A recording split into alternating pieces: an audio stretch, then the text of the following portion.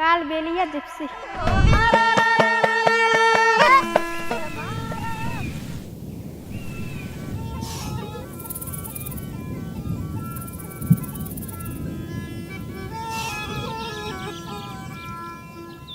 कालबेलिया कौन लोग होते हैं, ये क्या काम करते हैं, ये कहाँ रहते हैं?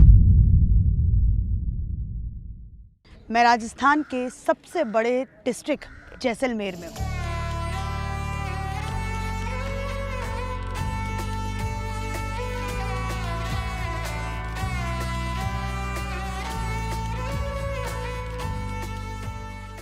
और जैसलमेर में एक ट्राइब है जिसका नाम है कालबेलिया, जिसको यूनेस्को ने 2010 में रिकॉग्नाइज किया। इन लोगों के बारे में थोड़ा और जानने के लिए मैं इनकी बस्ती में गई, जहां हाल ही में इन्होंने एक सांप को पकड़ा था।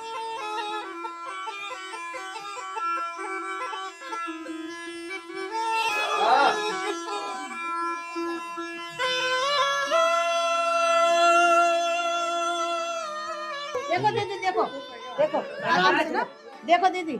नहीं नहीं, इसमें कोई डर नहीं लगेगा। कोई डर बैठो नहीं तो सही। लगेगा। आप हाथ में पकड़ लो, हाथ हाँ, में हाँ, पकड़। गले में डाल। गले में डाल, गले में डाल। जड़े अरे मैं तो अब सुन मेरे पकड़ो ना। कुछ नहीं दे। कुछ नहीं है दीदी, कुछ नहीं। अले ये तो 15 दिन का है, 15 दिन के बाद में छोड़ देगी। मैंने इस फैमिली से मिलकर थोड़ी और बातचीत करी। तो हमारे कालबेलिया की उत्पत्ति तो हम सतयुग से यहाँ कालबेलिए बसीवान है। आप लोग घुमंतू जाते हाँ, घूमती जाती। हैं? आज भी घूमते हैं? आज भी घूमते हैं। अभी तो गधा नहीं है, हम कैसे घूमेंगे, हमारा पौखे भाग गए। पहली गधा रखते, गधा। गधा उनके अंदर हम गुणा घात के हमारे उड़न का, बिछाण का, खान का, पीण का, वह राशन सब गधे के अंदर होता। गाँव में गाँव फिरते, या जैसलमेर के बाड़मेर जाते, बाड़मेर से साचौर जाते, साचौर से घूम करके यहाँ वापस जैसलमेर में आ जाते। पूरे साल घूमते थे? हाँ, पूरी साल में एक उन्हाळे गर्मी की मौसम में यहाँ पर के बैठते तो केर बांध करके ऐसी झूंपी बनाते। राजस्थान, जो कालबेलिया डांस के लिए पूरे वर्ल्ड में फेमस है, वहाँ आज भी इस ट्राइब के लोग ऐसे दुर्गम हालात में अपना जीवन व्यतीत करते हैं।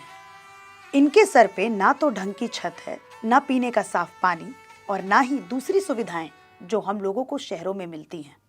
पहली तो हमारे नाग को पकड़िया सर। नाग पकड़ते थे? नाग पकड़, कोबरा पकड़ते? कोबरा। तो उनकी विद्या हमें यहाँ नहीं सीखी थी, हम कंवरू देश में सीखी थी। कौन से देश में? कंवरू देश में, कमकिया देवी कंवरू देश, आसाम में। आसाम में। वहाँ पे आप लोगों ने? वहाँ विद्या खोरो मुल्क है, वहाँ विधि सीखनी पड़ती है इसकी। तो हम नाग वहाँ विधि से पकड़ते, उनको बीन सुनाते, बहुत बड़ा मोहित करते, वो छवि में रखते। तो हमारा बच्चों का, हमारे बूढ़ियों का, बच्चों का, बहन बेटी के गांव के अंदर जाते, पिनते, घर घर फिरते। तो कोई लप दाना देते, कोई पैसा देते, कोई टको देते, वो ला करके आपके बच्चों को गुजारा करते। अभी देखो, अभी जमाना आ गया है तो वन विभाग देखते हैं कि भाई ये कोबरा साहब नहीं पकड़ते आप, तो हम डरते छोड़ दिए उनको। गवर्नमेंट ने 1972 में वाइल्ड लाइफ एक्ट लागू कर दिया, जिसके बाद से किसी भी जानवर को पकड़ना, उसका शिकार करना या फिर उसे अपने फायदे के लिए यूज करने पर बैन लगा दिया। पर आज भी अगर आसपास किसी के घर में सांप आ जाता है तो इन्हीं लोगों को सांप पकड़ने के लिए बुलाया जाता है। गांव के अंदर बैठे हुए तो हमारे बोला थे कि भाई हमारे घर में यूँ नाग है, जोगी ने आवेगा सीधा ही लेने के लिए, तो वो जोगी पकड़ करके जाली में छोड़ देते। अच्छा, गांव वालों के अगर घर में सांप आ जाता तो आप लोगों को बुलाते? हाँ, हम पकड़ने के पकड़ते, लिए? दूसरे लोग नहीं पकड़ते, आप लोग पकड़ते? हाँ, हम जोगी समाज के पकड़ते। इस सपेरों के परिवार से थोड़ा और बातचीत करने पर मुझे कालबेलिया कम्युनिटी के बारे में पता चला कि अंग्रेजी सरकार ने इनको क्रिमिनल ट्राइब का नाम दिया था, क्योंकि ये उनके टैक्स के अंडर नहीं आते थे और अपनी आजीविका चलाने के लिए पूरे देश में घूमा करते थे। पर हकीकत कुछ और ही थी। इस पर और रिसर्च करने पर मुझे पता चला कि ये हमारे फ्रीडम फाइटर्स को अंग्रेजों के कुछ खास इंफॉर्मेशन और खुफिया रास्ते भी बताते थे। तो इस हिसाब से कालबेलिया कम्युनिटी ने भी हमारे देश की आजादी में अहम भूमिका निभाई है। फिर ये डांस कहाँ से आया? डांस तो कोबरा नाग का छोड़ दिया नहीं सरकार, छोड़ा दिया नहीं, उनके पीछे हम बच्ची को सिखाए। तो उनको नाग को तो हम पकड़ करके झाड़ी में छोड़ देते, हमारे बच्चियों को तैयार कर दिए, बच्चियों का गुजारा भी अच्छा है। तो जब कालबेलियों के पास सांप पकड़ना ही अपनी रोजी चलाने का साधन था और उस पर भी बैन लग गया, तो इन्होंने सांप को रिप्लेस कर दिया अपने घर की बच्चियों से और अपनी इनकम के लिए बच्चियों को एक अनोखा डांस सिखाया जिसमें वो सांप की तरह ही डांस करती थी और ऐसे जन्म हुआ कालबेलिया डांस का।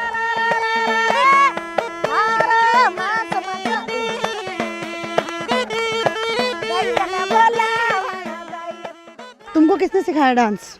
मुझको उसने मेरी माँ ने सिखाया है। आपकी माँ ने सिखाया? हाँ। स्कूल गई हो कभी? कभी भी नहीं?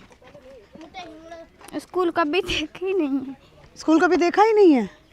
नहीं देखी ही नहीं है। देखो उधर हमारी है नहीं पट्टा भी देखना है। क्या देखना है? पट्टे और आ रही है वो पहन के जाते हैं ना वो। हाँ हाँ दिखाओ। ये क्या है? कमर के बांधने का। अच्छा, इसको कमर पे बांधते हैं ऐसे? ये सब तुम्हारा है? ये क्या है? क्या है? पहन के दिखाओ। इसको लो। आपका जला बांध आप इधर देखो आपके बांध। हाँ मेरे बांधो। ये ऐसे? ये ऐसे है? हाँ ऐसे ऐसे बांधते हैं इसको? तो ये बच्चे कभी भी स्कूल नहीं गए? इधर तो जंगल है स्कूल ही नहीं हमारे को तो कोई सरकार पढ़ाते ही नहीं हमारे को। पढ़ने का मन, एक सेकंड, पढ़ने का मन करता है तुम्हें? मन तो बहुत है पढ़ने का। नहीं इधर क्या कितने साल से कर रही हो तुम डांस? 2-3 साल 2 साल लगी थी। हाँ 4-5 साल। और कितने साल की हो? पता ही उम्र नहीं पता? उम्र मम्मी को? 12 साल की है। और पिछले 2 साल से डांस कर रही है? 10 साल से डांस कर रही है जब ये 10 साल की थी? डांस करेगा तो सिखाते हैं नहीं, लड़की छोटी वाले छोटी छोटी ने सिखाते हैं। छोटी को डांस सिखाते हैं ना, जब बड़ी होती है जब अच्छा करती है डांस। आपको ये अच्छा लगता है खाना? अच्छा लगता है खाना? हाँ ये खाना अच्छा लगता है नहीं। जो लड़के हैं, जैसे लड़कियां डांस करती हैं, हाँ लड़के क्या काम करते हैं? लड़के कुछ कहीं नहीं करते हैं, भागते हैं, लड़का साथ में जाते हैं, साथ में जाते हैं, लड़की के साथ। हाँ क्या करते हैं? रिसोर्ट में लड़की को लेकर जाते हैं। आपकी कम्युनिटी में ज्यादा पैसा कौन कमाता है, लड़का या लड़की? लड़की लड़की। प्रोग्राम करती है ना होटलों में। हाँ होटल में प्रोग्राम करती है ना हाँ तो बहुत पैसे लाती है। बहुत पैसे लाती है। इस समाज की लड़कियां 10 साल की उम्र से राजस्थान के रिजॉर्ट्स, होटल्स और प्रोग्राम में डांस करने लगती हैं और ठीक ठाक पैसा अपने परिवार को देती हैं। इस समाज में मर्दों से ज़्यादा महिलाओं की कद्र है, लेकिन बेसिक सुविधाएं वो शायद आज तक इन लोगों तक नहीं पहुंची। अब हम लोग चलेंगे कालबेलिया डांस देखने के लिए। ये यहाँ पे रिजॉर्ट है जैसलमेर के अंदर और यहाँ पर वेलकम से लेकर के जो कल्चरल प्रोग्राम होता है वो सब कालबेलिया लोग करते हैं।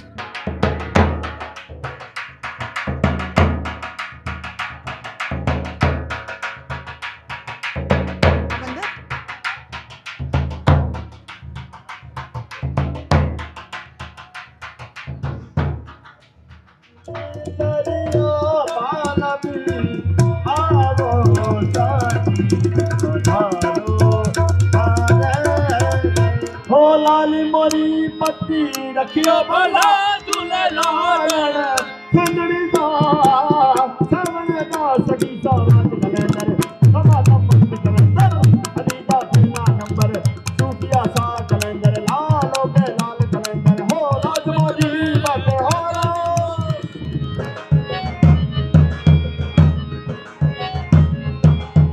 मुन्ना डरे भरिया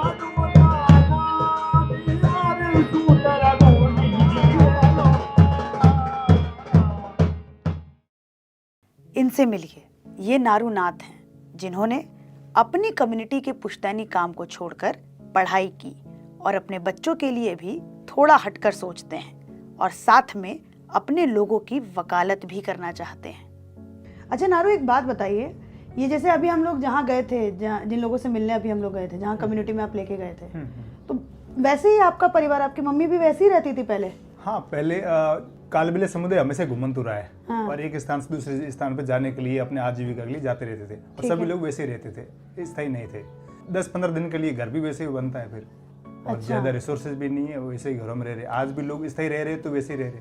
तो आप भी उन्हीं जगहों से आप स्कूल पढ़ने जाते थे? उन्हीं जगहों में से मैं स्कूल पढ़ने तो जाता। आपकी कम्युनिटी में से कितने बच्चे ऐसे थे जो आपको याद है कि आपके साथ स्कूल जाते थे आपकी कम्युनिटी से? मेरे साथ तो कोई वैसे काफ़ी ऐसे बच्चों में से निकल के मैं जाता था, लेकिन मेरे साथ वो बच्चे बकरियां चराने जाते थे, भिक्षावृत्ति का काम करने के लिए जाते थे, लेकिन मैं स्कूल जाता था बैग लेकर। अच्छा। हाँ, और मुझे ये भी याद है जब मैं स्कूल जाने लगा उसके बाद में मेरी फैमिली स्थायी रहने लगी। मेरी पढ़ाई ना छूटे, मेरी पढ़ाई ख़राब ना हो, तब मेरी फैमिली वालों ने मतलब स्थायी रहना स्टार्ट कर दिया था। लेकिन जाना काम के लिए फिर अकेले जाना पड़ता, कहीं दूर जाते थे। मेरे पापा जाते थे, मेरी माँ तो हमेशा वहीं रहती थी। अच्छा, आपकी मम्मी क्या काम करते थे आपके पापा? मेरे पापा स्टार्ट में ये मजदूरी का काम करते थे, पत्थर तोड़ने का काम करते थे।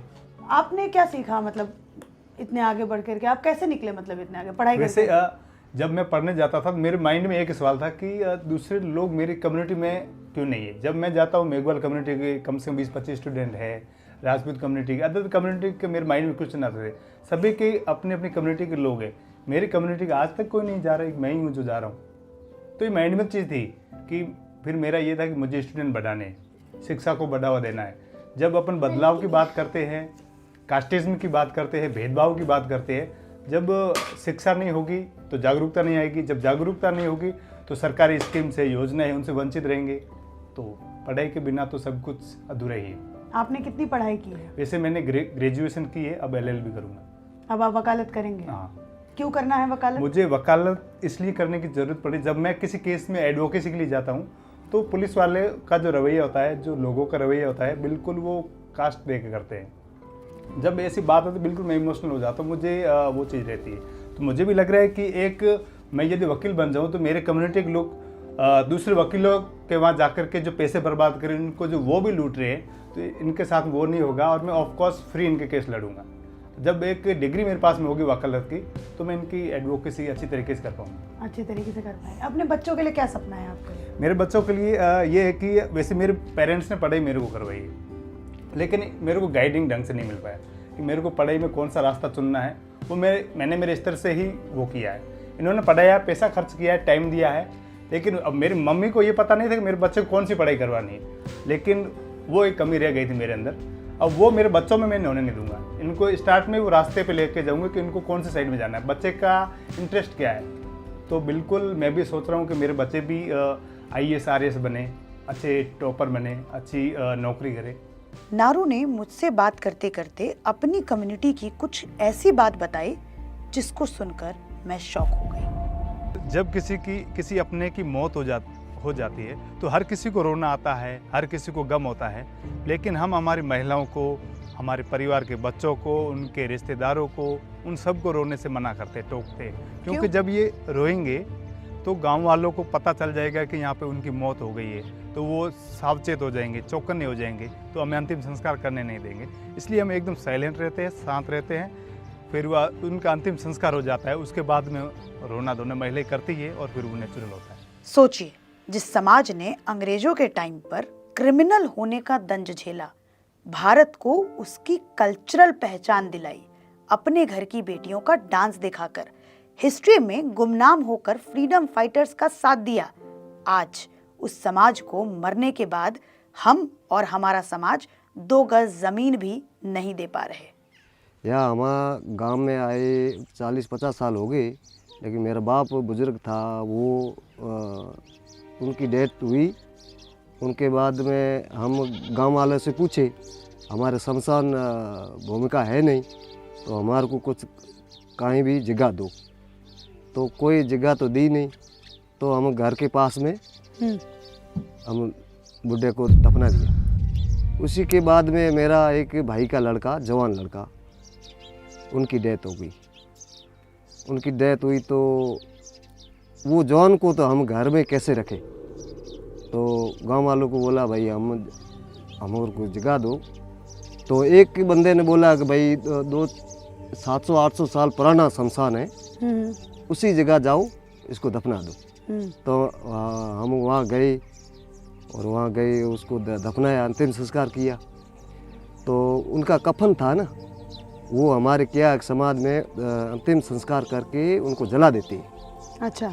हम वो कफन उनका जला के 5 मिनट बाद में गांव वाले सब इकट्ठे हो गए। अभी बोला कि अभी इसको बाहर निकालो, ले जाओ घर, कहीं भी ले जाओ, कहीं भी दफनाओ, तुम्हारे घर में दफनाओ, आंगन में दफनाओ, लेकिन यह नहीं दफनाना। तो हम और तो क्या करें, तो वहाँ से निकाले बाहर। तो एक मेरा बड़ा भाई है, मेरा बड़ा भाई है, तो कफन तो हम जला दिए, तो उनकी धोती पहनी थी, मेरे भाई की, बड़े भाई के धोती पहनी हुई थी, तो वो ऐसा तौलिया पहना, उसकी धोती हम उसको लाश को लपेट के वापस घर लाए, घर के पास ला के उसको दफना दिया। और उस दफनाने के बाद हमारे पहले वहाँ ढानी है, वहाँ गांव में रहते थे, गांव से थोड़ी दूर वहाँ पहले रहते थे। तो गांव वाले कहते कि यहाँ हमारे शमशान हो गए, हम ऐसे चल नहीं सकते, हमारे बीवी बच्चे घबराते हैं, यहाँ से तुम हट जाओ। तो वहाँ से हमको हटा दिया गांव वाले। ये कब की बात है? ये 2 साल पहले की बात है, सिर्फ 2 साल। तो मुझे एक बात बताइए, जैसे अभी अगर किसी की मृत्यु हो जाती है, हाँ, जहाँ पे अभी आपने मुझे बताया 100 परिवार है यहाँ पर, तो कहाँ पर ले जाएंगे उनको? कहाँ ले जाएंगे, तो हम हमारे घर में ही दफनाएंगे, और कहाँ ले जाएंगे? यहाँ इसी सरकार जगह? तो कहाँ ले जाए, तो बाहर तो गांव वाले दफनाने नहीं देते, सरकार हमको जमीन कटान करके नहीं देती है, जो जैसे लोगों को और लोगों को मिलती है। शमशान समाज की, राजपूत समाज है, भील की समाज है, और मेघवाल की समाज में अलग अलग शमशान है, नहीं उनके भूमिका, हमारी भूमिका नहीं है, कहाँ दफनाए।